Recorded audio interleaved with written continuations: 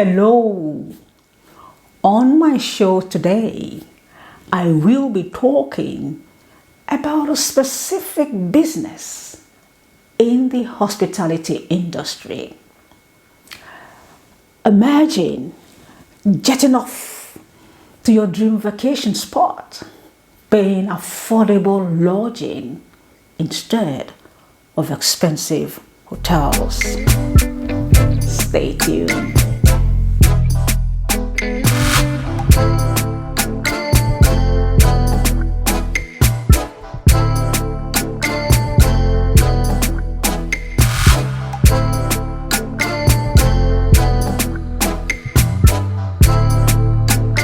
Welcome to World of Niches 1.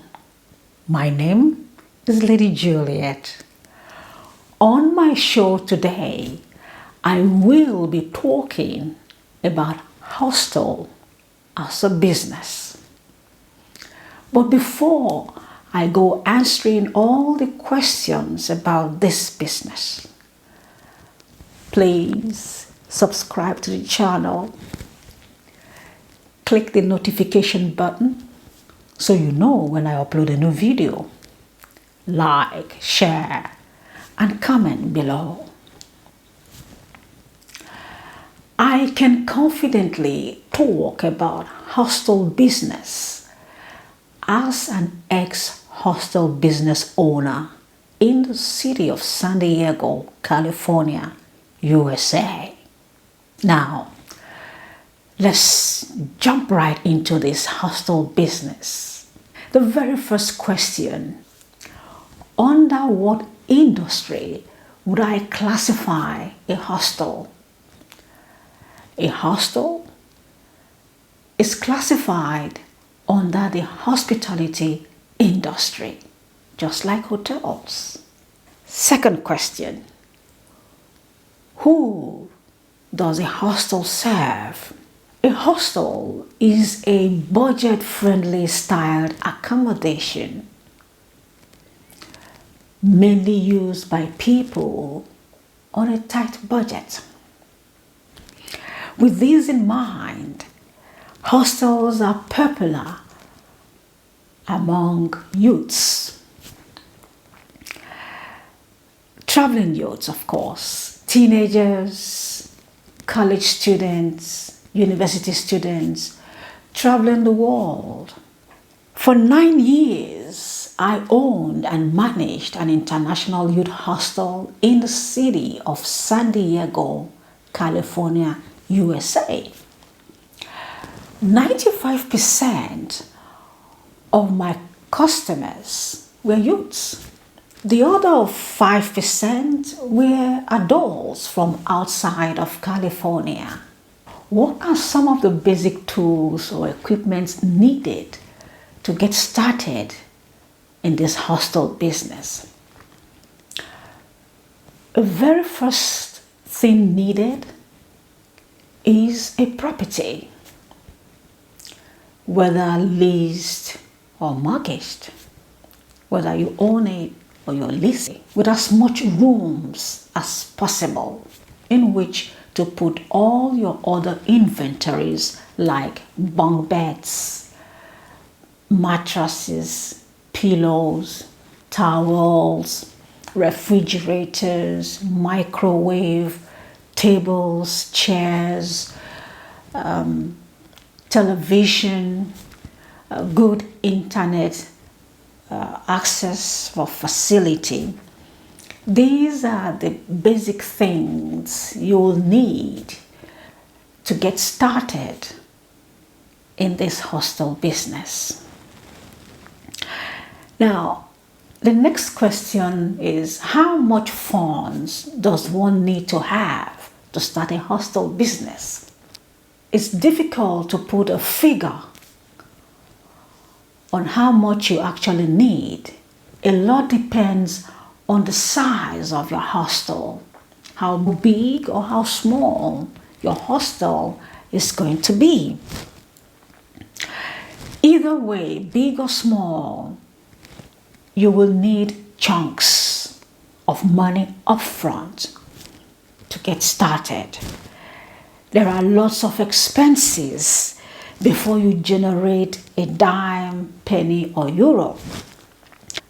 If you're leasing a property, you'll have to pay upfront rent deposits in addition to your very first month.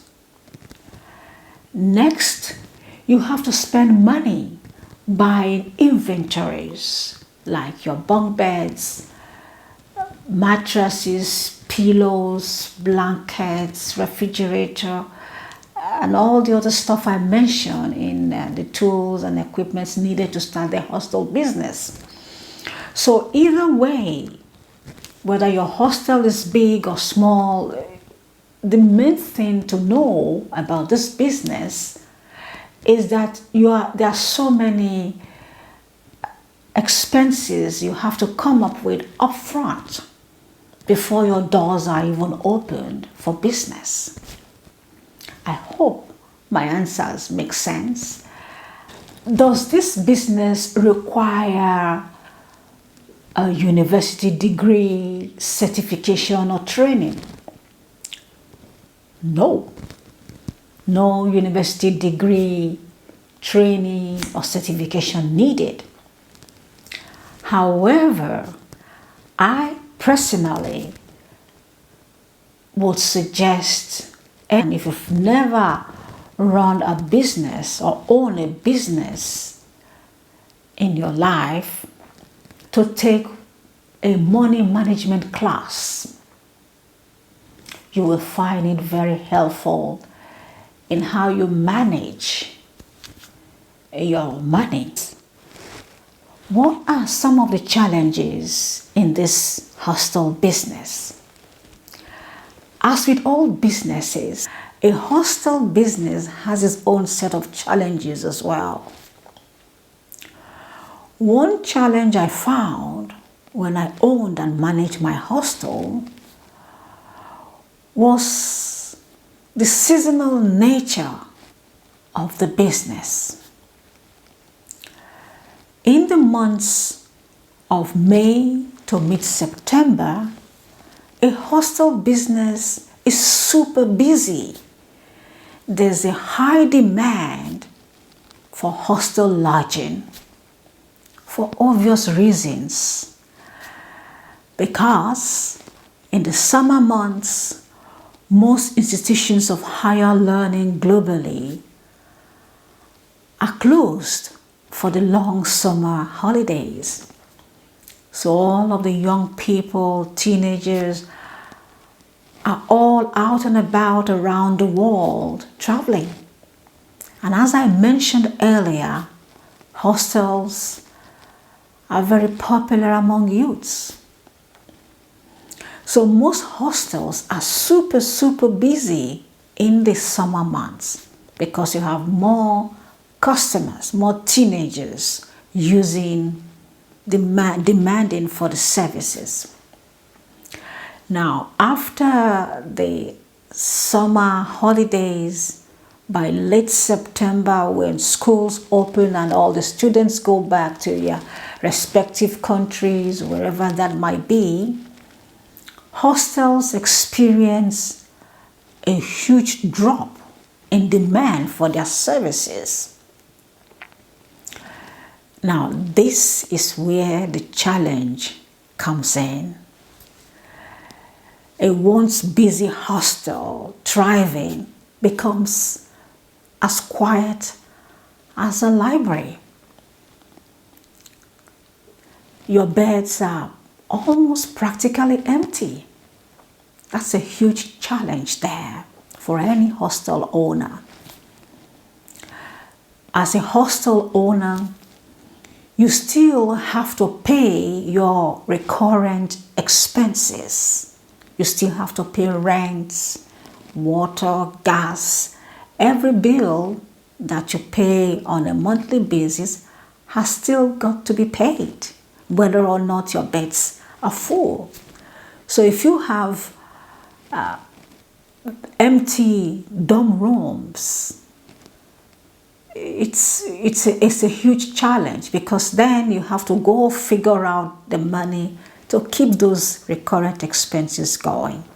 So that's one big challenge I found when I was a hostel owner.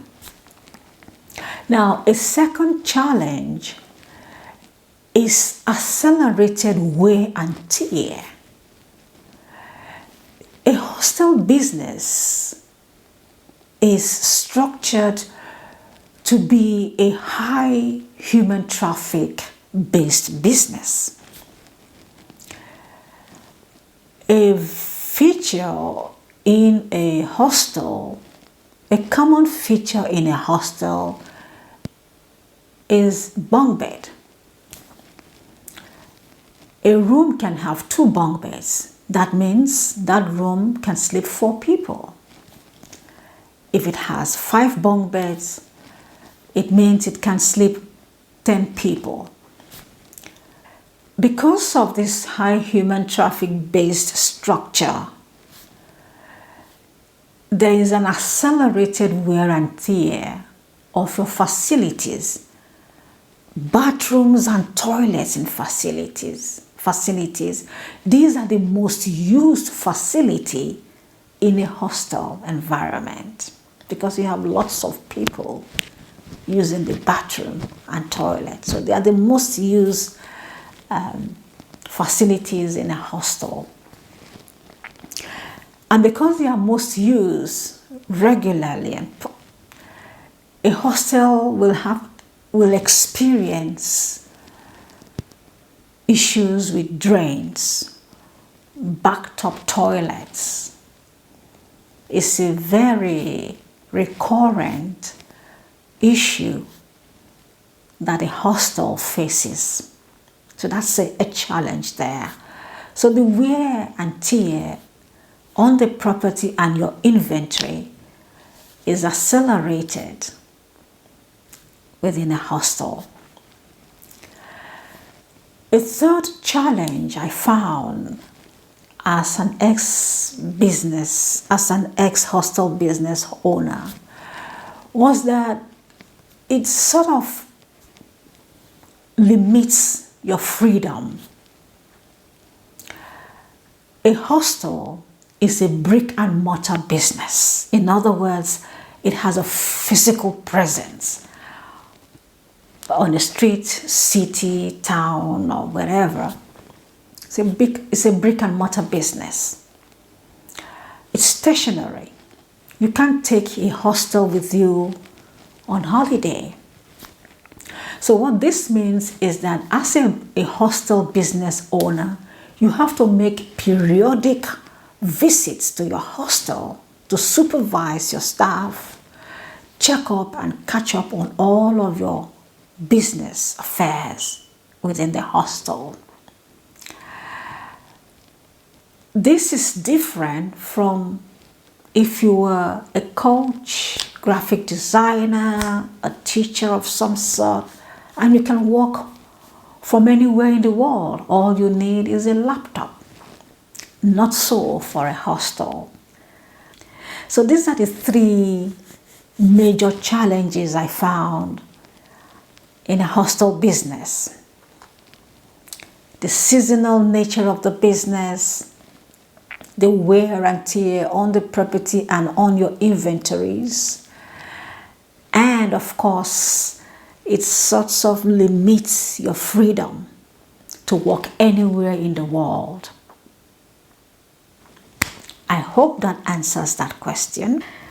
Any hostel owners out there watching, I would so like to read your comments about the challenges you find in your business as a hostel owner. What did I love most about my hostel business? My hostel business had an international flair to it. From the get-go, I primarily designed and structured my hostel to be an international hostel for traveling youths. You must be in possession of a foreign passport to lodge in my hostel. I have hosted and lodged just about all nationalities on the face of this earth except North Korea. I love it, love it, love it. I love the international flair. Awesome. In the busy summer months, I have always thought my hostel like a mini United Nations. You could easily come into my hostel and find no less than 20 nationalities under the same roof. Awesome. I loved it. Now, a second thing I loved in my hostel was breakfast. Breakfast time were fun times. Crowded round my kitchen table, I had my guests tell jokes, stories about their travel adventures in other parts of the world. It was fun to listen to their stories of adventure and travels. There were so many jokes and there were lots of laughter. Did I say I laughed? Oh, there was so much laughter. These are memories that I cherish dearly. I'm a bit emotional right now. I cherish those breakfast times and the stories and the laughter. So if you are out there watching me right now and you were a guest in my hostel, please comment. Say hi. I miss you all completely and totally. Lastly, I miss the energy. My customers or clients brought so much vibrant and fun energy into the hostel. I miss that so much, so much.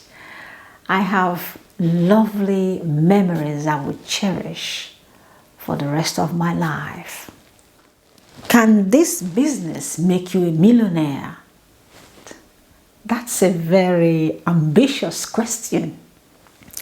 It may make you a millionaire if you own multiple hostels in strategic locations that are favorable for hostel business to thrive. What are my favorite advice for anyone out there looking to get started in a hostel business? My very first advice is location, location, location, as the realtors tell us. Location is a huge factor. It's very important. A hostel has to be located in a strategic part of town closest to public transportation for obvious reasons. Your clients are young people, and more often than not, they are pedestrians.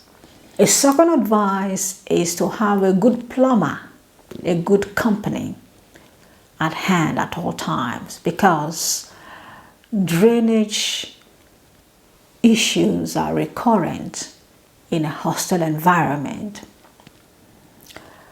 A third advice is to have good insurance.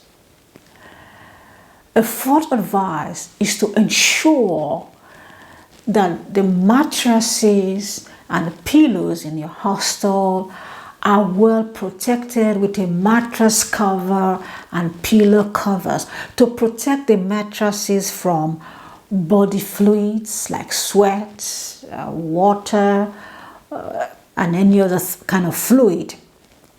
And of course, to protect your mattresses and pillows from bed bugs. I hope this answers the question. Where do I see a hostel heading for the future years in view of the present social order?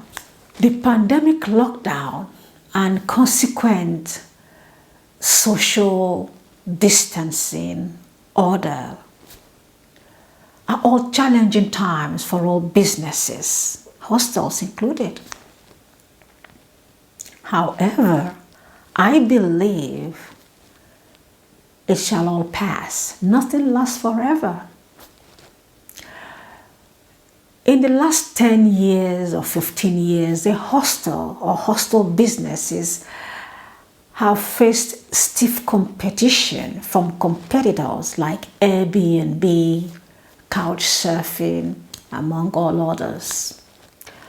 A hostel business will always thrive because it serves a particular group of people, youths. Youths are by nature high energy, fun and vibrant. They enjoy each other's company. A hostel environment creates the space for these qualities, for these unique qualities. Hostels will always thrive. I must add at this very point that we have different niches within the hostel business. We have family hostels. These family hostels are structured to lodge families comfortably. We have party hostels. We have beach hostels. We even have eco-themed hostels. These are all niches in the hostel business. If you're just joining us, I have been sharing my knowledge about the hostel business as an ex-hostel business owner in California. Here are some key information I have shared in this video. The first is that a hostel requires a sizable chunk of money to get started. The second is the importance of location. You must try to find a strategic location close to a public transportation. A third key information is that you need to keep a good plumber at hand for those occasions where you need to sort out your drains, which in fact will be a recurring issue due to the highly used toilets and bathroom facility in your hostel. Fourth information, key information, is to try and get yourself into a money management class. If this is going to be your very first time owning and managing a business. I offer paid consultation regarding hostel startups if you need it. Don't hesitate to contact me using the email I'll be leaving below. I hope the information I have shared in this video will be of some help to somebody or groups of people out there considering starting a hostel. And so, friends, that's about it for our hostel business discussion today. Don't forget to subscribe to the channel. Click that notification button so you know when I upload a new video. Like, share, and comment on the video.